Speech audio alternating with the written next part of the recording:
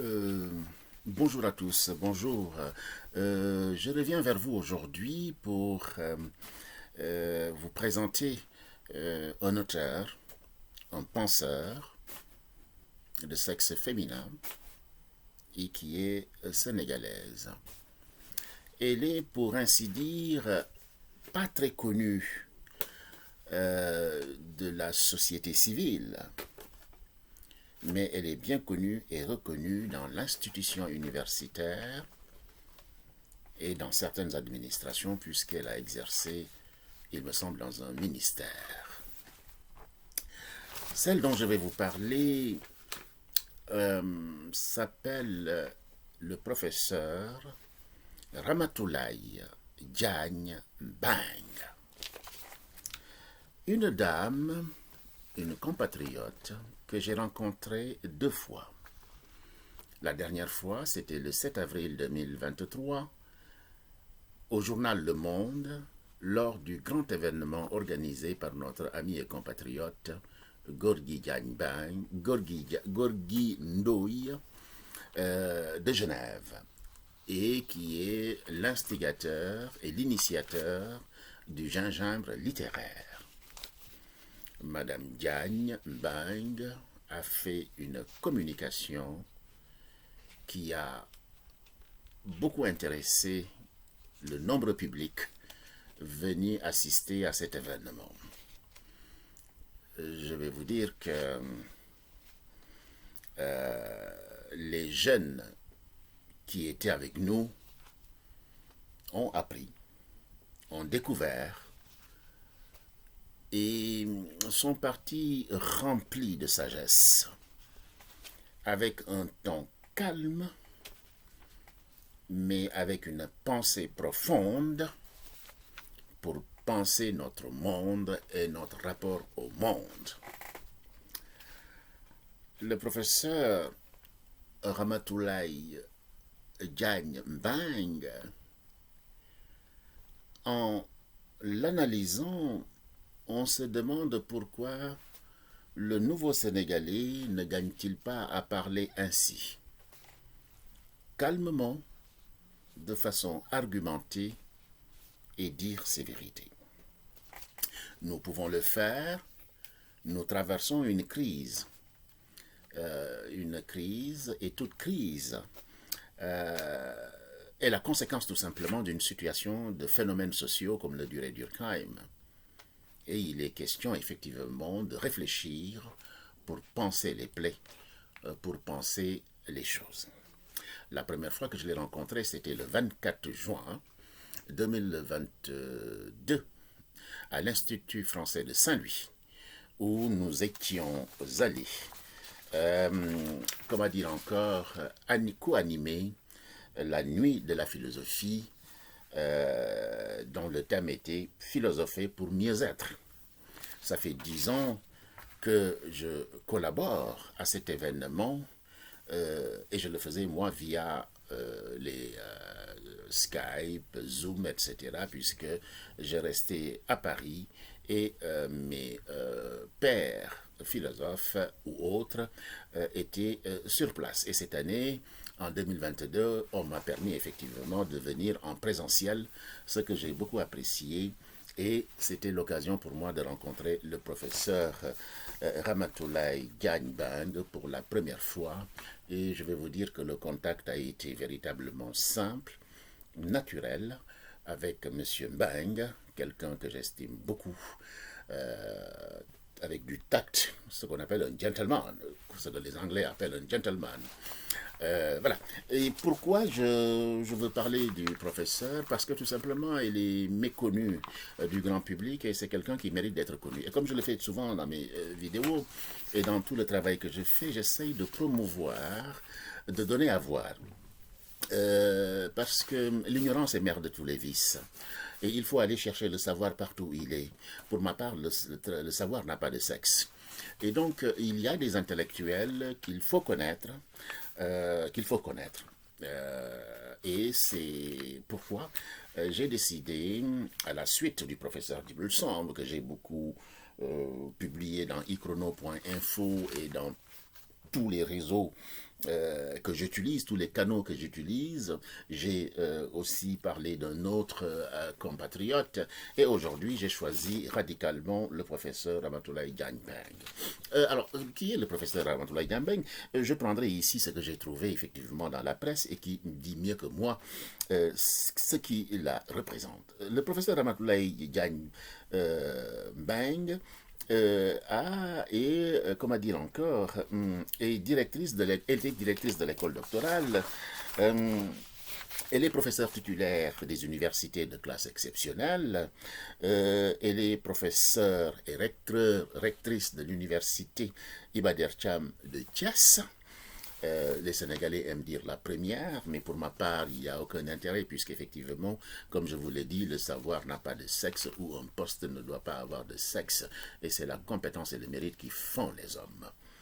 Précédemment, directrice de l'école doctorale Études de l'homme et de la société Ethos, de l'UCAD, puis conseiller technique en charge des affaires académiques au ministère de l'Enseignement supérieur, de la Recherche et de l'Innovation, membre de l'Académie nationale des sciences et techniques du Sénégal, chevalier de l'Ordre national du Lion. Le professeur Ramatoulaye Diagne-Beng a publié différents ouvrages de qualité. Elle a lancé le manuel de philosophie de terminale qui, je vous l'ai dit, est utilisé par un professeur dans un lycée français. Pour vous dire effectivement que le manuel est extrêmement intéressant et nous n'avons pas besoin à chaque fois d'aller chercher des manuels ailleurs puisque nos compatriotes intellectuels savent le faire et ont déjà fait. Je pense à Kitane, je pense au professeur Kitane, je pense à Sanoussi Ba, je pense au travail de M. Songué, aux jeunes professeurs qui fréquentent la nuit de la philosophie, M. Fall, M. Ndour, etc. etc. Donc, quand nos compatriotes savent faire quelque chose, il faudrait qu'on utilise cet outil, qu'on n'ait pas de complexe. Le savoir n'appartient, il faut décentrer le savoir et il faut savoir que le savoir n'appartient pas à l'Occident ou aux autres. Nos compatriotes sont bons, lisons-les et c'est cela qui va nous permettre effectivement d'avoir cette double culture, la culture occidentale, le regard par rapport aux auteurs occidentaux, mais aussi nos auteurs vont nous apprendre effectivement les auteurs africains. Nos auteurs africains, donc c'est une façon effectivement d'avoir une biculture et ça c'est extrêmement intéressant dans un monde qui est un village planétaire. Le professeur comment dire encore, Ramatoulaye Diagne-Beng a publié un autre ouvrage effectivement très intéressant sur l'islam. Cet ouvrage que je ne connaissais pas du tout, mais qui est extrêmement intéressant parce qu'effectivement, il parle de la modernité effectivement dans l'islam. Le professeur travaille beaucoup sur la question de la modernité, etc. Vous savez qu'elle est à l'entame professeur de logique, donc de mathématiques, de logique, c'est une épistémologue qui a travaillé sur ces questions-là, et dans tout son travail, on voit émerger effectivement, comment dire encore, ce savoir-là, cette rigueur qu'elle va emprunter effectivement aux sciences, à la logique, et ça c'est extrêmement intéressant pour les jeunes qui nous suivent, Comment dire encore, sa thèse, extrêmement intéressant puisque on en parle. Elle a fait une thèse dont le titre est le suivant en 1991 à Paris, Vérité et communication du vrai, Arnaud, entre l'évidence cartésienne et le formalisme leibnizien, sous la direction du professeur Jean-Marie Bessat. Cette analyse démontre la position intermédiaire qu'occupe la conception arnaldienne du vrai, entre celle de Descartes et celle de Leibniz. Arnaud reconnaît l'importance des signes du langage dans la recherche de la vérité. En cela, il se rapproche de Leibniz qui soutient l'idée selon laquelle le langage intervient dans la constitution même de la pensée. Voilà, un sujet extrêmement intéressant dans la quête de la vérité. La langue et le langage est extrêmement important pour tenter effectivement d'aboutir à une certaine vérité. On a bien vu à travers l'histoire des tentatives effectivement de création d'un langage universel pour qu'on parle la même langue et qu'on puisse s'entendre. Et c'est extrêmement intéressant évidemment de souligner cela. Bien, nous continuons effectivement à parler du professeur qui, dans son travail à l'université de Thiès, voici 5 ans qu'elle est rectrice de cette université, d'ailleurs qu'elle va quitter.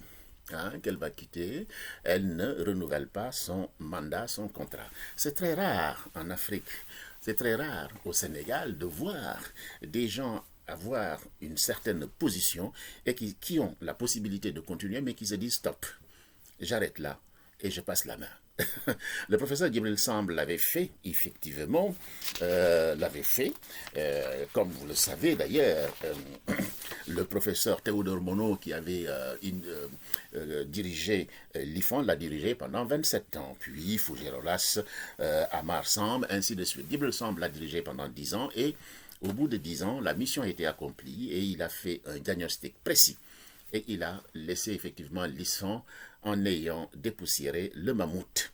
Le professeur Ramatoulaye a fait la même chose avec effectivement un rapport précis, une audite précise, un travail où elle a réorganisé effectivement la gouvernance universitaire, l'audit, l'évaluation, la mise en place d'une structure qui va gérer les marchés, la rationalisation des dépenses, la pédagogie, la recherche, l'innovation, le service à la communauté, tous ces ensembles qu'elle a essayé d'organiser, de réorganiser pour donner une dimension internationale, une dimension les universités doivent fonctionner de la même façon.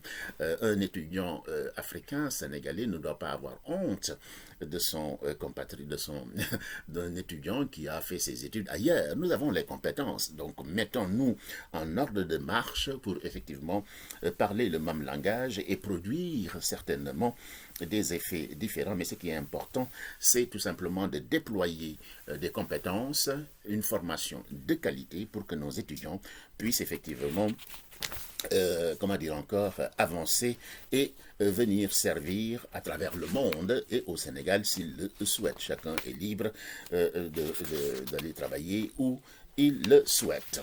Alors, quand le professeur, je disais effectivement qu'elle ne renouvelle pas son contrat et c'est extrêmement intéressant et probablement, comme le disait mon professeur Djibril Samb, ces 10 ans est extrêmement intéressant à l'IFAN, mais c'est aussi 10 ans de perte parce qu'il aurait pu produire 5 ou 6 ouvrages. Le chercheur, l'universitaire, l'intellectuel aime produire, écrire, le fruit de ses recherches, et je suis convaincu que le professeur Ramatoulaye Diagne-Bang saura nous gratifier de tout ce savoir qu'elle a en la transcrivant, en la mettant en ouvrage pour qu'effectivement on puisse tous en profiter. Lors de la rencontre, au gingembre littéraire, le professeur nous a véritablement gâtés avec des formules extrêmement intéressantes. Revenons sur effectivement ce projet, justement, j'allais oublier de vous dire, ce grand projet de consortium, c'est-à-dire 3 universités vont travailler ensemble pour qu'effectivement les étudiants des universités du Sénégal, de l'Afrique du Sud et de l'école normale d'Ulm à Paris puissent effectivement faire des collaborations, des échanges, les mobilités entre professeurs, mobilité d'étudiants, etc. Et c'est tout simplement de nouvelles compréhensions, une nouvelle façon d'appréhender le monde. C'est une mutation de l'univers des universités, une mutation de l'université. Une université qui reste cloîtrée dans ses murs ne sera pas très productive. Il faut s'ouvrir. Et nous sommes dans un monde planétaire, comme le dit souvent notre rectrice. Il faut effectivement s'ouvrir et aborder et affronter effectivement les réalités extérieures, confronter nos idées, apprendre des autres, transmettre, et nous ne devons pas avoir honte effectivement de cela. Le professeur Ramatoulaye Diagne-Bang comment par exemple parle beaucoup effectivement du dialogue interreligieux. Elle avait fait un travail qui s'intitule Pluralisme et dialogue interreligieux chez Amir Ali. Je ne vais pas vous le raconter, vous irez voir de vous-même son travail. Lors du gingembre littéraire, elle nous a gratifié de pensées puissantes, puisqu'effectivement, elle a parlé effectivement de l'enseignement, de la crise, de la situation comment dire encore, environnementale que traverse le Sénégal, la nécessité effectivement de l'effort qu'il faut faire pour travailler, que la rupture n'est pas jeter l'eau et l'enfant qui est dans le bain, donc il faut savoir faire la distinction dans toute attitude. Comment dire encore, pour le professeur Ramatoulaye Diagne-Bang, comment dire encore, la philosophie est une technique, un outil au service effectivement de la pensée qui va penser notre relation au monde. Et ça, c'est extrêmement intéressant et on a tendance à l'oublier. Lors du gingembre littéraire, elle nous sort des idées vraiment formidables quand elle nous dit l'universel doit être notre défi et notre boussole. Quand elle nous dit qu'il faut décentrer la pensée, quand elle nous dit que comment dire encore, que l'Afrique est dans le monde et le monde est dans l'Afrique aussi, et toute attitude, toute chose qui se passe au Sénégal, par un effet papillon, touche aussi, peut toucher effectivement le reste du monde. Donc il y a une interdépendance entre effectivement les pays, les continents, etc. Donc l'effet papillon est quelque chose d'extrêmement important qu'il faut comprendre. Elle nous donne véritablement matière à réflexion, et je voudrais vous en citer quelques-uns parce que tellement ce sont des bijoux, ce sont des bijoux tout simplement. Ce sont des bijoux. Le décentrement de la pensée et le défi commun, il nous faut une nouvelle compréhension du monde, disait le professeur. Elle nous dit encore ici, si je retrouve, parce que j'ai beaucoup de papiers, voilà, ça c'est le professeur qui le dit. Par exemple, elle nous dit quelque chose de très intéressant, et c'est le professeur Tchoub qui le disait à l'occasion de cette rencontre, que les Africains travaillent plus les autres pays, continents, que leur propre culture, etc. Et le professeur a dit non, il faut effectivement nous repenser. Il est extrêmement important de savoir qu'on a un patrimoine, une tradition de construction du savoir, que l'Afrique a toujours fait partie de la construction du savoir. Je ne citerai pas tout ce qui vient d'Afrique ou tout ce qui a été inventé à partir de l'Afrique. On a de grands penseurs, il faut qu'on les connaisse, mais cela ne signifie pas qu'on ne doit pas connaître les autres. Il y a une certaine ouverture. C'est pour cela que j'ai parlé du manuel de philosophie que j'ai publié il y a quelques années pour dire qu'on a des philosophes européens, des philosophes à travers le monde. De la même manière, on a des philosophes aussi en Afrique qui doivent être connus, qui doivent aussi figurer dans les livres et programmes et être enseignés au même titre que les autres philosophes. Véritablement, le professeur nous amène effectivement, nous incite à l'ouverture et au refus de vouloir tout simplement la rupture pour la rupture. Elle n'a aucun sens. Et elle dit ceci, le monde est devenu planétaire, les problèmes de l'Afrique sont ceux du monde. Les problèmes du monde sont ceux de l'Afrique. Elle continue, repenser les liens entre l'Afrique et l'Europe, mais aussi l'Afrique doit se réconcilier avec elle-même. Alors, le professeur a abordé ici une question centrale qu'on n'aime pas toujours aborder et dont il faut parler. On pense souvent que l'Afrique doit rester dans son cocon. Non. Il y a des moments où, effectivement, il faut qu'on parle de nous. Il faut qu'on revisite notre façon de faire, notre présence au monde, nos relations. Avant de repenser les autres, mais pensons africains. Quels sont nos liens? Mais à l'intérieur même d'un même pays, nous avons ces conflits qui se traduisent effectivement, qui sont des problèmes d'une banalité, les problèmes d'identité, etc. Donc, effectivement, il faut qu'on se réconcilie, il faut qu'on fasse un deuil africain pour qu'on apprenne à nous connaître, à nous estimer et à pouvoir mutualiser nos compétences et travailler ensemble sans haine, sans parti pris, sans question identitaire. Et elle a parlé effectivement d'un sujet brûlant, c'est la Tunisie. Effectivement, une intellectuelle plonge dans la réalité. On pense que les universitaires sont dans leur cocon, etc. Mais tout en étant dans les livres et le savoir, mais ils savent ce qui se passe. Et donc, la situation qui se passe effectivement comment dire encore, en Tunisie, a suscité chez elle une réflexion. Et elle dit, il faut qu'on en parle.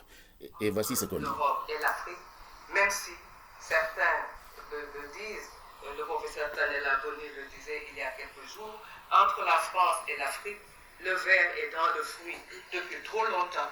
Mais je pense qu'il ne faut pas perdre espoir de construire, comme je l'ai dit, dans le domaine du savoir qui est ouverture, générosité et reconnaissance de l'universel, continuer à construire des ponts entre l'Europe et l'Afrique.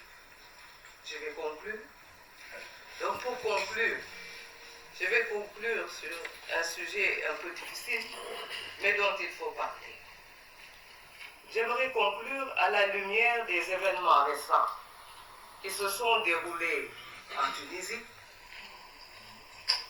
pour dire que l'heure est peut-être venue d'aller plus loin.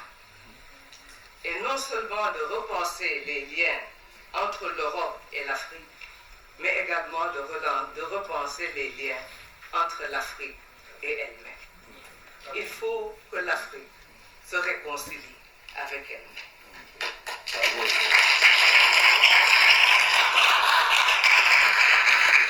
Un tonnerre d'applaudissements. Amnesty Diamond a produit un texte sur les difficultés en Tunisie et il l'a intitulé « Le temps de changer ».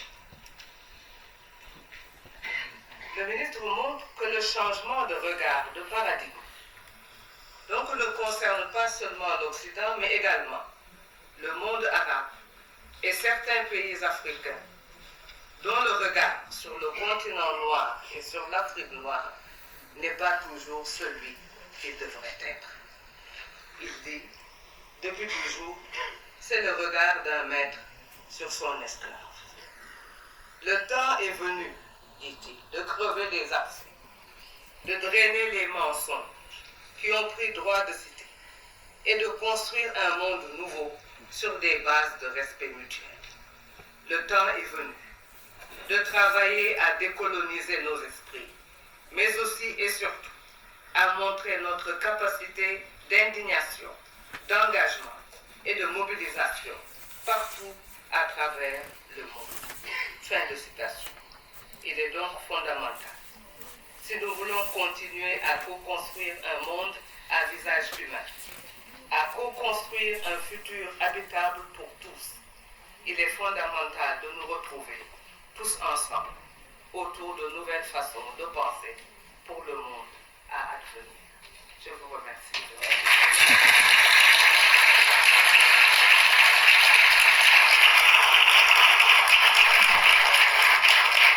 Merci beaucoup, Madame la rectrice. Ça fait quand même plaisir. Voilà, donc ce que je vous disais sur le professeur Diagne Bang, qui vraiment nous invite à nous repenser, à oser parler.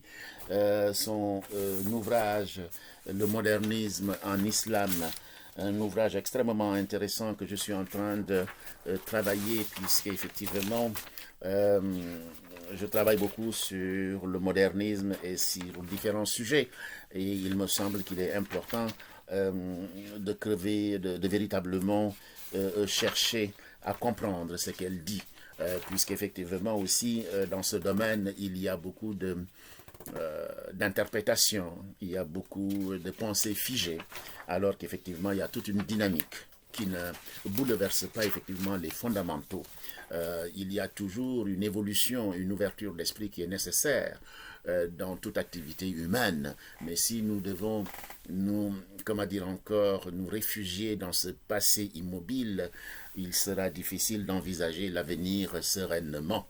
Je voudrais vous dire que c'est ça que j'avais envie de vous dire, rapidement ramassé.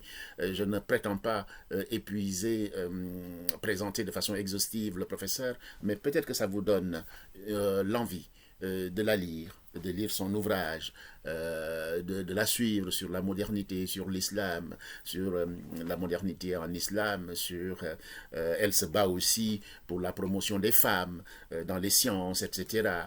Voilà, le professeur aborde beaucoup de sujets. Et je suis convaincu qu'on l'attend au tournant avec des ouvrages qui vont effectivement nous satisfaire, dont on devra se nourrir. Et je pense que c'est ainsi qu'on doit faire. Parler de nos auteurs, les raconter.